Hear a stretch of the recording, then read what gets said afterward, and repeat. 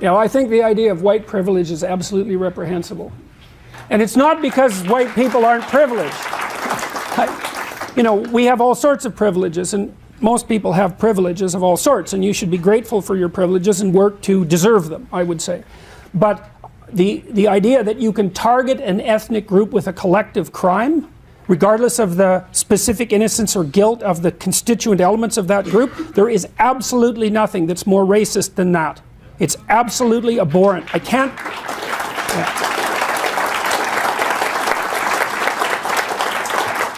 I mean, if you really want to know more about that sort of thing, you should read about the kulaks in the Soviet Union in the 1920s, K-U-L-A-K-S, because they were farmers who were very productive. They were the most productive element of the agricultural strata in Russia, and they were virtually all killed or raped and robbed by the collectivists, who insisted that because they showed signs of wealth, they were criminals and robbers.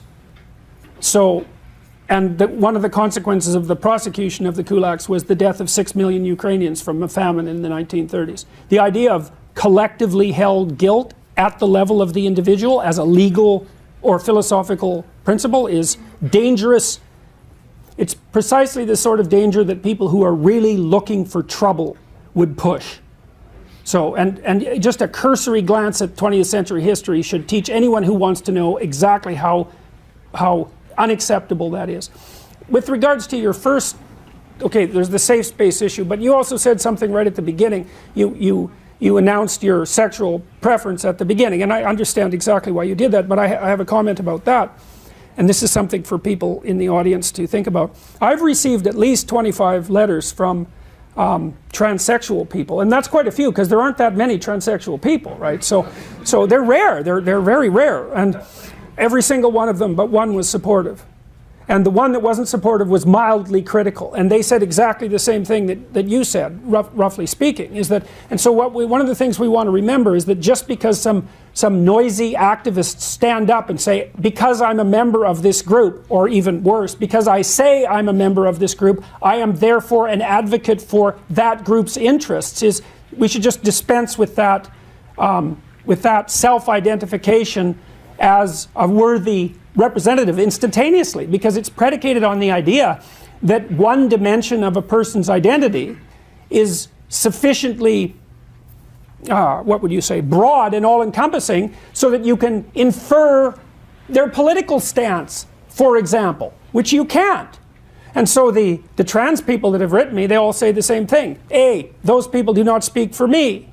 B, we're not all the same. C, most of us think that the enforced pronoun issue is doing nothing but drawing negative attention to us. D, most of us just want to be referred to by the other pronoun. That's the whole point. So,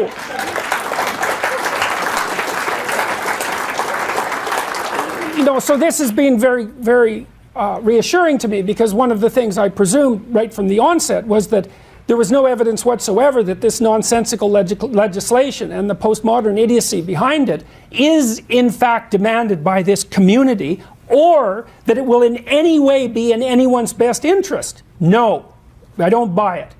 And I think it's rotten right to the core. So, and then the safe space issue. It's like, if you need a safe space, see a therapist. Really, really. University is not a safe space. If university is done right, it is a radically unsafe space. If you want to go somewhere and get yourself taken apart intellectually, and then hopefully put back together, then you go to university. Everything you believe should be challenged in every possible way, but not in a destructive sense, right? Like when you're renovating a house, you don't just burn it to the ground and walk away. That's what the postmodernists do to adolescents, by the way. You dismantle it in consultation with its occupant, attempting to build something more beautiful and functional on the foundation. It's not a safe space. You know, in my classes, and I tell my students this right at the beginning, I'm trying to get them to understand why they are Nazis. Right, there isn't anything more unsafe than that. And all of them, virtually all of them, write back to me afterwards and say, this was the most worthwhile class I've ever had in my life, and it changed my life. It's like, well, I'm teaching you the worst possible thing about yourself. And your response is, oh, that was so useful, and I'm way better than I was. You know, but it's in keeping with the idea that you need to be exposed to things that you fear and hate, because that's where salvation lies, roughly speaking.